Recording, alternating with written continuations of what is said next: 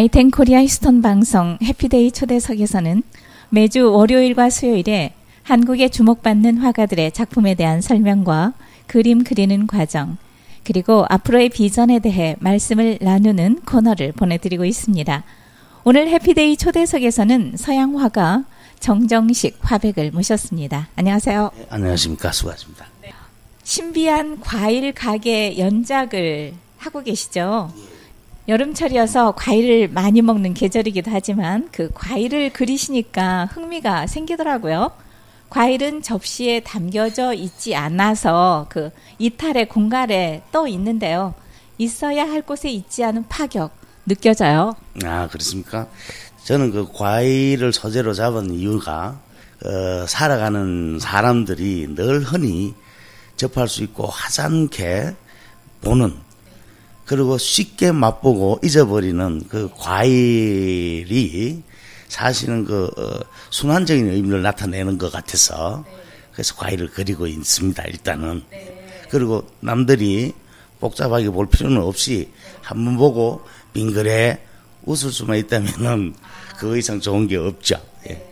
감상자들에게 한번 웃을 수 있는 그 웃음을 주시나요? 예, 그런 의미죠. 예. 바다 위에 복숭아가 떠 있는가 하면 사막 혹은 우주 행성 위에 포도, 복숭아, 스케일이 큰 자연 공간에 우리에게 너무 익숙하고 어쩌면 사소한 과일이 있는 그림이 묘하고 상당히 자극적인데요. 이러한 대칭적 결합 구성의 의미는 무엇인가요? 그것도 이제 사소한 과일이 허공에 이렇게 떠 있으면 사람이 처음에는 당황하니까 당황하는 표정이 제가 참 재밌어요.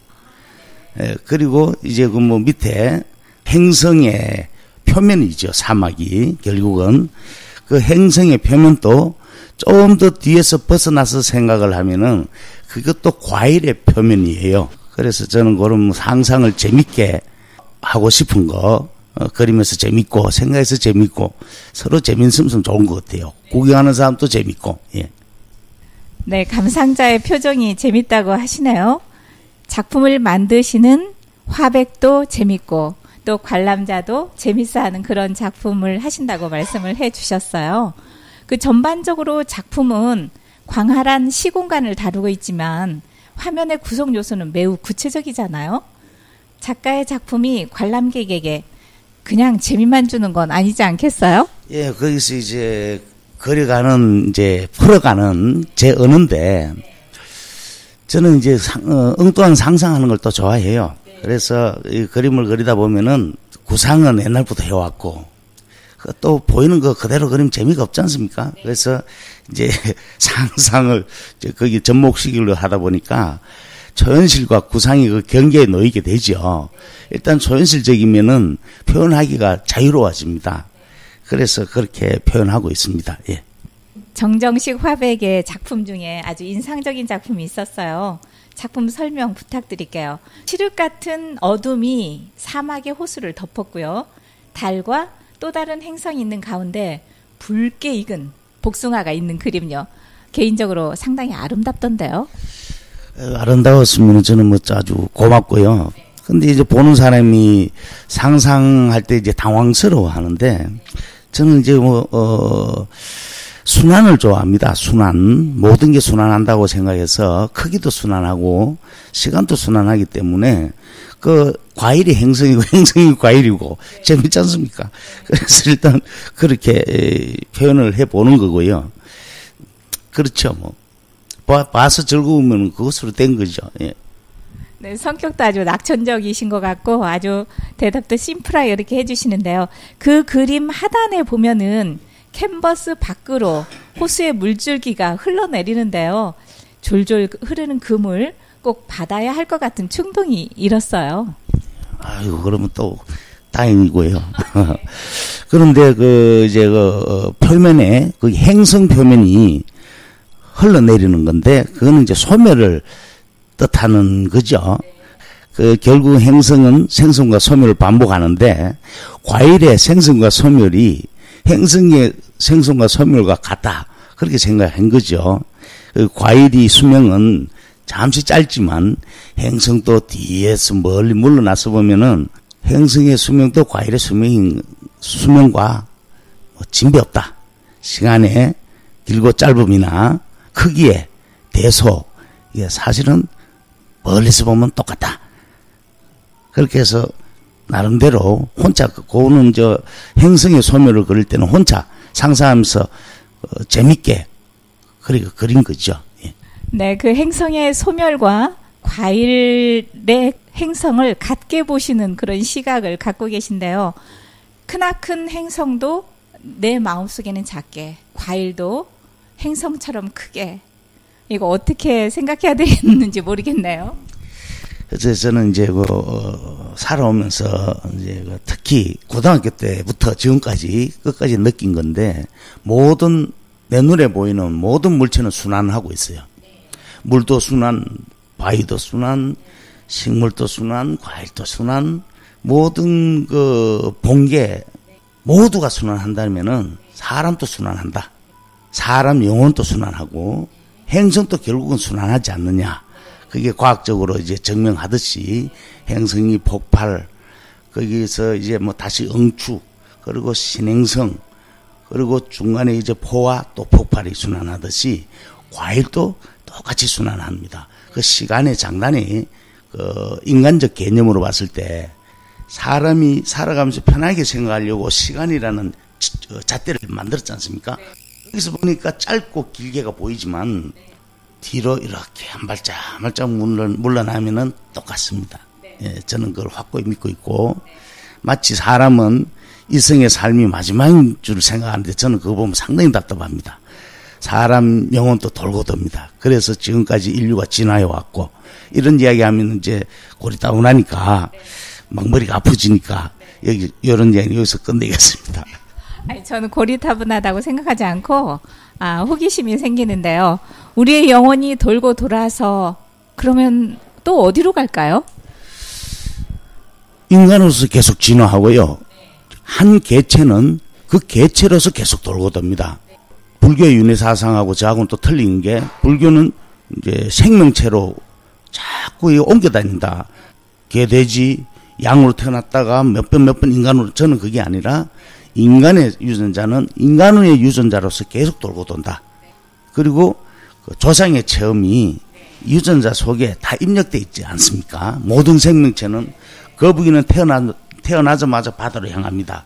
누가 교육시키지 않아도, 엄마가 옆에서 저기 바다란다 이야기하지 않아도 가는 이유는 유전자 속에 그 거북이의 조상 그 삶이, 체험이 다 입력되어 있기 때문에 입력된 정보대로 움직이듯이 사람도 진화할 수밖에 없는 이유가, 자꾸 우월적인 유전자 속으로 진화할 수밖에 없는 이유가, 사람 몸에는 역대 살아왔던 조상, 나와 유전자 같은 조상이 정보가 다 입력되어 있다. 그게 결국은 행성도 마찬가지고.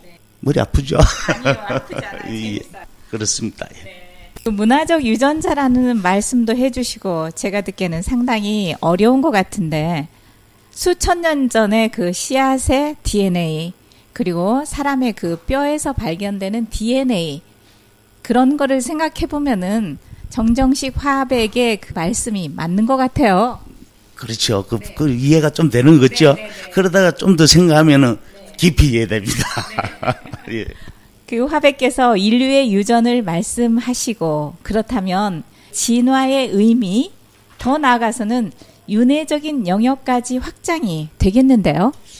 그렇죠. 그 윤회라는 게 저는 윤회를 순환으로 생각하고 있습니다. 모든 그 광물성, 식물성, 동물성이 순환하고 서로 유전자는 소통한다. 예. 근데 그게 불교에서는 윤회라 그러고, 저는 굳이 그런 이 단어를 쓰기보다는 그 순환이지 않느냐, 쉽게. 예. 그렇게 생각합니다. 작품에서 사람은 등장하지 않아요. 그럼에도 그 딸기 그림이나 포도 복숭아에서는 제가 느끼기에 인간의 그 한 부분적인 모습이 있는 듯 비유적 뉘앙스가 강렬하더라고요. 예, 그게 이제 과일만 그리다 보니까 그 표현력에 이게 한계가 있더라고요. 사람도 그리고 싶고 풍경도 그리고 싶은데, 그래서 제 그림을 보시면은 이게 정물화도 아니고 풍경화도 아니고 어떨 땐 또 인물화도 아닌 거예요. 그게 다 복합적이 돼가 있죠. 그러면 이제 사람들이 또 보면서 상상의 폭이 약간 넓어지지 않을까 해서 모든 눈에 보이는 모든 풍경, 정물, 인물을 복합시킨 거죠. 결국은 똑같습니다. 과일 안에 본인의 그 욕망이나 또 그리고 싶은 무엇인가를 과일 안에 다 집어넣는 거죠. 사람의 내면을 그린 작가는 상당히 많습니다. 이제 뭐 제 상상력도 제 내면이겠지만, 그건 저는 뭐 어릴 때부터 좀 엉뚱하다는 이야기를 많이 들었어요. 그래서 부모님들 야단도 많이 맞고, 그래서 저는 이제 그 작품을 할 때 소재를 한정된 공간보다는 대상을 인물, 정물, 풍경으로 이렇게 복합하는 거는 제 상상력, 표현하고자 하는 영역을 넓히기 위한 표현 수단이죠. 그러다 보면은 이제 소재도 무한해지니까. 그래서 뭐 엉뚱한 생각이 엉뚱한 접목으로도 또 되고, 일단 보는 사람은 저는 그림에 무거운 마음으로 접근하는 것보다는 제 그림을 보고 한번 빙긋 웃으면서 접근하는 그걸 원하고 있고요. 그리고 자신의 내면을 그리는 작가들은 많이 많지 않습니까? 그래서 저는 내면도 포함되어 있지만 제가 생각하고 있는 철학이, 제가 예를 들어 글을 썼으면 벌써 글을 썼죠. 이런 걸로. 근데 저는 그림쟁이다 보니까 그림으로 나타내려고 하다 보니까 이런 이제 여러 가지 기법이 복합될 수밖에 없었죠. 예. 그림으로서 모든 거를 복합적으로 이렇게 표현해 내시는데요. 여지껏까지는 과일에 그런 모든 것들을 녹여내셨는데 앞으로의 계획 듣고 싶어요. 앞으로도 과일 그리실 거예요? 아마 저는 사람을 그리든 뭐 옛날부터 인체만 그린 적도 있고, 풍경만 한 적도 있고, 정물화만 한 적이 있어요. 저는 옛날부터 그려온 게, 옛날 80년대는 인체만 주로 그랬습니다. 사회 고발 형식에 도태되어 가는 인간, 그것만 그리다가 중간에 이제 생계형 풍경화를 그린 적이 있습니다. 예, 그럼 이제 제 혼자 먹고 사는 데는 지장이 없는 생계형 풍경을 그렸고, 그 다음에 이제 주문식 정물화를 그린 적이 있습니다. 근데 잘 그려야지 사람이 계속 주문을 하니까, 일반 사람이 보기에는, 괜찮다는 듯이 그려야 되니까, 아름다움을 포장을 한 거죠. 상술도 거의 포함되어 있고, 그게 좀 비참하더라고요. 그래서, 내 그림을 그리고 싶구나. 어느 날 그래 이거 한번 그려보자 해서 과일을 시작했는데, 이 소재는 인간의 진보하는 인간의 영원한 과제지 않습니까? 인류의 진화. 왜? 지구도 언젠가는 도태되어 폭발할 텐데 그 인간이 왜 계속 진화하느냐? 그 진화하는 이유가 다른 행성을 찾아 또 떠나야 됩니다. 그렇기 때문에 진화할 수밖에 없는 거죠. 과학이 급속도로 발전할 수밖에 없고, 앞으로 한 1억 년이 지나고 보세요. 이 과학이 얼마나 발달하겠습니까? 그러면 인류가 하는 일이 후손들의 삶의 영위는 본능이니까, 후손들을 살리기 위해서 할 수 있는 일은 과거 우리 조상들이 했듯이, 우리 조상들이 멀리서 지구에 도착했듯이 많은 행성을 찾아서, 적합한 사람이 살 수 있는 행성을 찾아서 씨앗도 뿌려보고 뭐 죄인도 이렇게 올려보고, 거기서 도태되는 행성 X, 거기서 가장 진화 잘해가는 그런 행성을 또 몇 개를 포착해 놓고 잘 살아가는지, 잘 진화하는지 뭐 수시로 비행기 타고 왔다가 이렇게 보고 가지 않을까. 그게 지금 우리 UFO가 뭐네 그러고, 재밌잖아요. 그래서 이것도 돌고 돈다. 좀 이야기가 머리 아프죠? 아주 솔직하게 그렇게 이야기를 해 주셨어요. 이거는 제가 궁금한데요. 만약 정정식 화백의 영혼이 돌고 돈다면, 이거 예측인데 어떤 모습일 것 같아요? 저도 이거는 오랫동안 생각한 겁니다. 저는 과거에 어떻게 살았을까? 내 미래는 뭘까? 사람의 영원한 숙제죠. 내가 어디서부터 왔는가? 그리고 어디로 가는가인데, 그것도 크게 한 발짝만 나를 떠나서 자꾸 뒤로 물러나려고 생각하다 보면은 내가 조만하게 보입니다. 그리고 내가 어디서 왔는가는 내 조상으로부터 온 거예요. 그 조상이 어디 갔느냐? 내 몸 안에 있습니다. 조상의 영혼도 내 몸 안에 있어요. 사람 하나에, 그 유전자 하나에, 그 과거에 어떤 천년 전 조상이 죽었을 때 유전자가 비슷한 많은 사람에게 이 유전자가 방전되면서 다 입력이 되는 거예요. 그 조상의 체험이 많은 유전자를 가진 개체 속에 다 입력이 됩니다. 그러니까 내가 어디서 왔느냐가 아니라 나는 조상의 유전자의 응집체다. 내가 어디로 가느냐? 우리 후손 유전자의 정보 기록으로 또 흩어져 방전된다. 그럼 내 죽어서 어떻게 태어나느냐? 그거는 걱정할 거 없다. 여러 모습으로 태어난다. 유전자와 같은 여러 모습으로. 내가 만약에 교통사고 나서 죽었다. 아니면 내가 오래 살다 죽었다. 그러면 죽어도 죽은 거는 기억이 안 나지만 언제나 보던 내 모습을 거울을 통해 볼 수 있을 것이다. 그게 지금과의 형태는 틀릴지 모르지만 그 거울을 본 나의 모습은 언제나 봤던 나의 모습일 것이다. 그 수천 년 전에 나의 선조의 유전자, 그리고 나의 유전자, 그리고 내가 죽어서 나의 후손에게 나의 유전자가 또 대물림이 된다. 그래서 영원히 순환되고 산다. 이런 말씀이시죠? 그 유전자가 이제 유전자라 그러면은 생물학적 용어라서 또 따분하게 보일지 모르지만 정보 입력체입니다. 살아있는 정보 입력체.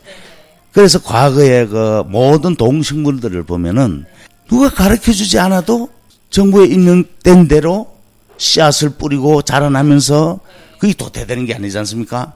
예를 들어 딸기가 왜 그 낮게 형성되어 있느냐 하면은 짐승이 지나가면서 그걸 먹습니다. 그 표피에 많이 그 씨앗이 많지 않습니까? 짐승이 배설을 해요, 돌아다니면서. 그러면 거기 배설물과 함께 그걸 쭉 자양분해서 또 딸기가 나오지 않습니까? 사과 나무인데 사과가 떨어지고 파인애플이 먼 바다를 돌고 돌아 또 다른 그 모래사장에서 파인애플이 아니라 그 뭐죠? 그 과일 동그란 거, 땅땅한 거. 야자수. 아이고, 제가 이렇습니다. 돌고 돌듯이 사람도 똑같이 정보가 입력되고 사람 이 몸은 죽으면은 지구의 분자로 흩어지지 않습니까? 생태계의 그 유전의 그 질서에 의해서 남녀의 유전자를 결합해서 생명이 태어나는데 그 생명은 결국은 지구의 그 분자들을 조립해가면서 몸이 살아가지 않습니까? 그럼 이 몸과 이 내 몸속에 있는 영혼이 이제 연계가 됐다가 몸이 갑자기 또 자동차처럼 노후하면 내 영혼이 떠나야 되니까 그때 잠시 고통스럽지만 이 내 영혼은 어디 가지 않고 유전자의 영성성을 지닌 그쪽으로 또 흩어져서 또 살아가는 거예요. 이거는 아마 틀림없을 겁니다. 많은 사람들이 이 삶이 마지막인 줄 알고 될 대로 되라 식으로 살아가면은 그 될 대로 되라는 유전자가 내 후손한테 미칩니다. 그러면 인간의 태생의 본령이 있습니다. 지구가 끝날 때 우리 그 후손들이 먼 행성에서 또 삶을 영위할 수 있는 행성을 찾아 떠나야 되는데 그런 구정적인 삶을 살았던 유전자 퍼뜨려졌을 때 그 후손들은 거기에 또 굴레가 되고 그런데 긍정적으로 삶의 본령을 아는 사람 불가능이 없다 하면서 만 명이 흩어져서 불가능이 없다고 하다 보면은 그 중에 두세 사람 또 이뤄요. 그 유전자가 또 모여서 에너지가 돼서 인류는 급속히 발전할 수밖에 없는 거예요. 그리고 저는 소크라테스의 너 자신을 알라는 말을 가장 싫어합니다. 그 암기식으로 이건 좋은 말이라서 외워놓기는 했는데 살다 보니까 너 자신을 알아라. 그 아는 순간 진화는 더디질 수밖에 없어요. 너 자신을 알아라. 내 자신을 완전히 알면은 삶을 영위할 의미가 아무도 없어요. 누구나 아마 내 자신을 다 알았을 때는 다 죽을 거예요. 자살하든가 재미가 없는데 내 자신을 몰라야 돼요. 목표를 가지고 의지가 있고 내 자신을 모르는 상태에서 했을 때 인간이 상상하기 힘든 진화의 속도를 내는 거예요. 아이고 이 그림 이야기가 이렇게 복잡하니까 아이고 제가 무슨 말 하는지 모르겠습니다. 네. 우리 안에 있는 열등한 유전자를 일생 동안 내가 그것을 극복을 해서 내 후손에게는 좋은 유전자를 물려주자는 그런 의미로도 들었습니다.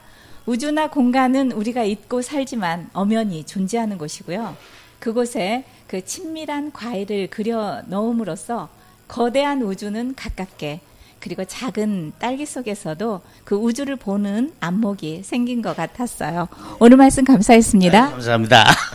서양화가 정정식 화백은 추계예술대학교 미술대학 서양화과를 졸업하고 홍익대학교 미술대학 대학원 회화과를 졸업했습니다. 개인전 11회를 가졌고요.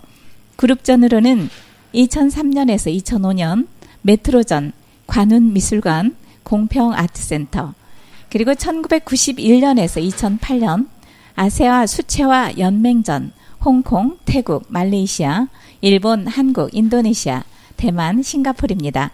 1989년에서 1991년 횡단 그룹전, 동덕, 도울 갤러리, 1988년에서 1991년 형상의 펼침전, 도울 갤러리, 그리고 1986년에서 1988년 인간시대전, 한강미술관에서 가졌고요.